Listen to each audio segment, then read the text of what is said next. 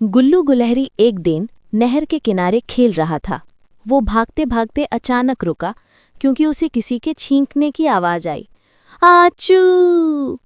गुल्लू ने चौंक कर इधर उधर देखा, फिर उसकी नज़र एक नन्हे रूई जैसे सफ़ेद खरगोश पर पड़ी। उसकी नाक सुर्ख हो रही थी। गुल्लू दौड़कर उसके पास गया और बोला, अरे दोस्त, तुम ठीक हो? खरगोश ने दोबारा छींका। आचू आचू, मेरा नाम आचू है, मैं थोड़ा बीमार हूँ। गुल्लू ने उसे सहारा दिया और दरख्त पर अपने घर ले गया। गुल्लू की अम्मी ने आचू को देखकर कहा, बेटा, इसको ठंड लग गई है, इसे गर्म पानी पिला दो और आराम करने दो।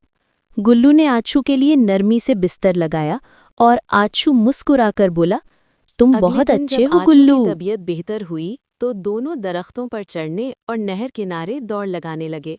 वो इतने अच्छे दोस्त बन गए कि गांव से गुजरने वाले लोग अक्सर कहते, अरे ये देखो, गिलहरी और खरगोश एक साथ खेल रहे हैं, कितनी प्यारी दोस्ती है।